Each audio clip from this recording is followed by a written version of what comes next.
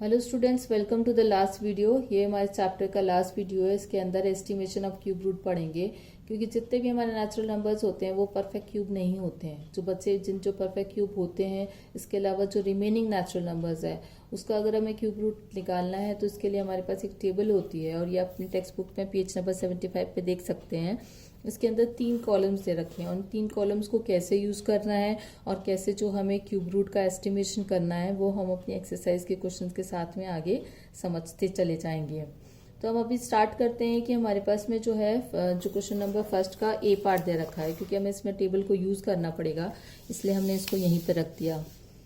तो ये हमारा जो फर्स्ट क्वेश्चन है उसमें हमें क्या करना है, 700 का क्यूब रूट निकालना है। और 700 का क्यूब रूट निकालने के लिए हम इसको ऐसे लिख सकते हैं, और इसको हम लिख सकते हैं 7 इंटू 100, और इसका हमें क्यूब रूट निकालना है। अब 7 इंटू 100 का अगर हम क्यूब रूट निकालते हैं तो हमें क्या करना पड़ेगा, इसमें फर्स्ट सेकंड थर्ड कॉलम में जाना है। ये 100x वाली कॉलम है, और यहाँ पर अगर आप इस नंबर को देखते हैं तो 7 की टेबल में 7 के आगे आप चलते चले जाएंगे, और जो 100 के नीचे वाली जो वैल्यू है 8.879, ये हमें यहाँ पर लिखनी है 8.879। और इसके साथ ही ये हमारा रिक्वायर्ड आंसर आ गया। इसमें सिर्फ हमें टेबल का इस्तेमाल करना है। उसके बाद अगर हम इसको बी क्वेश्चन में जाते हैं तो 47 है। 47 का अगर हमें क्यूब रूट निकालना है तो हम इस तरीके से निकाल लेंगे 47। अब 47 में हम क्या करेंगे, वापस से टेबल को यूज़ करेंगे, लेकिन क्योंकि टेबल के अंदर 3 कॉलम्स होते हैं तो आपको क्या करना पड़ेगा कि 47 में जो फर्स्ट वाली है, क्योंकि इसमें 10 नहीं आ रहा है, तो जो फर्स्ट कॉलम के अंदर जो वैल्यू है 3.609, यही हमारा रिक्वायर्ड आंसर है। तो हमें कब फर्स्ट कॉलम यूज़ करना है, कब सेकंड करना है, कब थर्ड करना है। अगर 10 होता है, 10 0 आ रहा है, 1 0 आ रहा है तो हम सेकंड कॉलम यूज़ करते हैं। अगर 2 zeros आते हैं तो हम थर्ड कॉलम यूज़ करते हैं। अगर हमारा एक नेचुरल नंबर होता है तो हम फर्स्ट कॉलम यूज़ करते हैं। तो उसके अकॉर्डिंग हमने टेबल को रेफर कर लिया। तो 47 का जो क्यूब रूट है वो हमारे इस टेबल के अकॉर्डिंग 3.609 है। उसके बाद हम सी क्वेश्चन कर रहे हैं। सी क्वेश्चन के अंदर हमें दे रखा है कि 11,005 का हमें क्या करना है, क्यूब रूट फाइंड आउट करना है। इसको हम इस तरीके से कर सकते हैं। यहाँ पे ये हमारा क्योंकि बहुत बड़ा नंबर है और यहाँ पर हमें टेबल के अंदर सिर्फ 100 तक की नंबर्स दे रखे हैं, तो यहाँ पे हमें क्या करना पड़ेगा, 11,005 का प्राइम फैक्टराइजेशन करना पड़ेगा। तो इसका प्राइम फैक्टराइजेशन मैंने करके रखा है 5 इंटू 31 इंटू 71, और इसका हम क्या करेंगे, क्यूब रूट निकालेंगे। अगर हम इसका क्यूब रूट निकालते हैं, यानी कि हमें 5 का अलग से क्यूब रूट निकालना है, इंडिविजुअली तीनों नंबर का क्यूब रूट जो है हमें टेबल से फाइंड आउट करना पड़ेगा। तो इसको थोड़ा सा और हम सिंप्लीफाई फॉर्म में लिख देते हैं, 5 into cube root of 31 into cube root of 71। अब हमारे पास जो रिक्वायरमेंट है कि हमें इनकी वैल्यूज टेबल से निकालनी है। अब हम 5 वाला जो नंबर है, 5 जो है इसके आगे जो फर्स्ट है 1.710 हो गई। फिर 31 में जाना है, फर्स्ट कॉलम यूज़ करना है, 3.141 हो गया। 71 में भी फर्स्ट वाला कॉलम यूज़ करना है तो 4.141 हो गया। ये तीनों वैल्यूज जो है हम यहाँ पर लिखने वाले हैं। तो जो हमारी 5 की वैल्यू आई थी वो आई थी 1.710, 3.141 और ये आई थी 4.141। इन तीनों नंबर्स को मल्टीप्लाई कर लेंगे तो हमारा फाइनल आंसर जो आ जाएगा 22.241। उसके बाद नेक्स्ट जो हमारा डी क्वेश्चन है, डी और एफ जी सिंपल से क्वेश्चंस हैं। उसके बाद में ई क्वेश्चन है जो थोड़ा सा डिफिकल्ट है, थोड़ा सा उसका पैटर्न भी थोड़ा सा अलग है, तो उसको हम अलग से समझ लेंगे। अभी हम क्या कर लेते हैं, डी एफ और जी देख लेते हैं। डी के अंदर है 7,800, यानी कि अगर मुझे 7,800 का क्यूब रूट निकालना है तो 78 को तो मैं अलग लिख लूँगी और 100 को अलग लिख लूँगी। फिर आप क्या करोगे, अपनी टेबल के अंदर जाएंगे, 78 देखेंगे, लेकिन आपको फर्स्ट सेकंड थर्ड में जाना है क्योंकि यहाँ पे कितने 0 हैं। तो उस टेबल के हिसाब से हमारा जो 78 की वैल्यू आ रही है वो कितनी आ रही है, 19.83। इसी तरीके से अगर आप इस सेम क्वेश्चन के हिसाब से अगर हम एफ का यूज़ करते हैं तो एफ में हमें किसका क्यूब रूट निकालना है, 9,900 का। तो इसको भी हम इस तरीके से लिख सकते हैं, और इसको फिर हमें 99 को अलग और 100 को अलग लिखना है। जब अपने 99 की वैल्यू वापस आपको क्या करना पड़ेगा, थर्ड कॉलम में जाना पड़ेगा। थर्ड कॉलम के हिसाब से इसकी वैल्यू है 21.47। उसके बाद लास्ट क्वेश्चन जो है इसके अंदर जी, क्योंकि मैंने इस एक क्वेश्चन स्किप कर दिया है ई, क्योंकि उसका पैटर्न अलग है।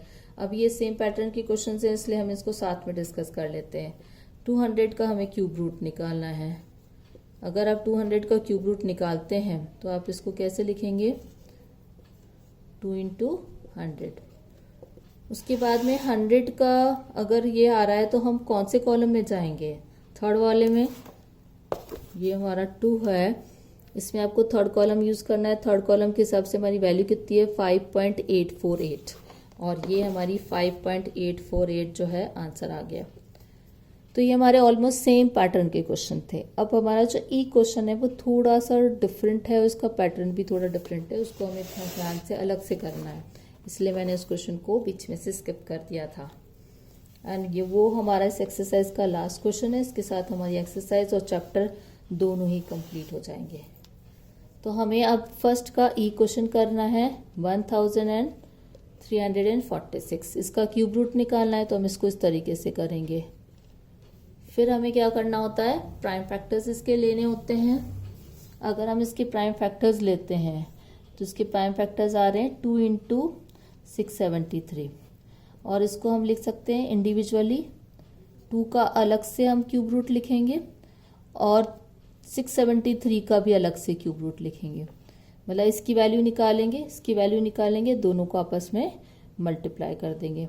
जो 2 का क्यूब रूट है वो तो हमें डायरेक्ट टेबल से मिल जाएगा, लेकिन 673 क्योंकि हम जानते हैं, अगर हम अपने टेबल को देखें तो उसमें सिर्फ 100 तक ही नंबर दे रखे हैं, तो हमें इसके लिए थोड़ी सी ट्रिक यूज़ करनी पड़ेगी। तो 673 का पहले हमें रेंज समझनी है कि जो 673 है वो 670 और 680 के बीच में है। 670 और 680 तो हम टेबल की हेल्प से उसका क्यूब रूट निकाल सकते हैं, क्योंकि 670 को हम लिखेंगे 67 × 10, फिर 67 में जो सेकंड कॉलम है उससे वैल्यू ले लेंगे। उससे अगर हम वैल्यू लेते हैं तो इसकी वैल्यू आ रही है 8.754। इसी तरीके से 68 की भी हम 680 की भी हम टेबल से अगर वैल्यू लेते हैं तो 8.794 आती है। अब हमें इन दोनों का डिफरेंस निकालना है। 2-3 डिफरेंस निकालने पड़ेंगे, 680 और 670 का। 680 और 670 का डिफरेंस कितना हो गया, 10। फिर इनकी वैल्यूज़ का डिफरेंस निकालो। इन वैल्यूज़ में जो डिफरेंस आ रहा है 8.794 में से 8.754 माइनस करेंगे। अगर हम इन वैल्यूज़ को माइनस करते हैं तो हमारा आंसर आता है 0.044। उसके बाद में हमें रिक्वायरमेंट क्या है हमारी, 673 का क्यूब रूट निकालना है। 670 और 673 का डिफरेंस कितना है, 3 का। फिर हमारा को फॉर द डिफरेंस जब हम वैल्यू निकाल रहे हैं तो 673 में से आपने 670 माइनस किया तो कितना आ गया हमारा, 3 आ गई इसकी वैल्यू। अब इसकी वैल्यू जब 3 आ गई तब आपको क्या करना पड़ेगा, डिफरेंस इन वैल्यूज को एस्टिमेट करना है। डिफरेंस इन वैल्यूज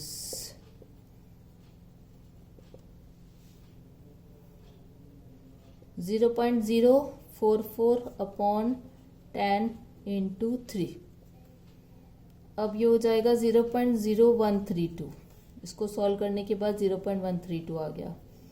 अब इस वैल्यू का हम करेंगे क्या, क्योंकि हमें 673 का क्यूब रूट निकालना है, 670 का हम ऑलरेडी जानते हैं, तो इन दोनों में डिफरेंस कितना है, इतना है। तो अगर हम इसके अंदर इस नंबर को प्लस कर देंगे तो हमें 673 का क्यूब रूट मिल जाएगा।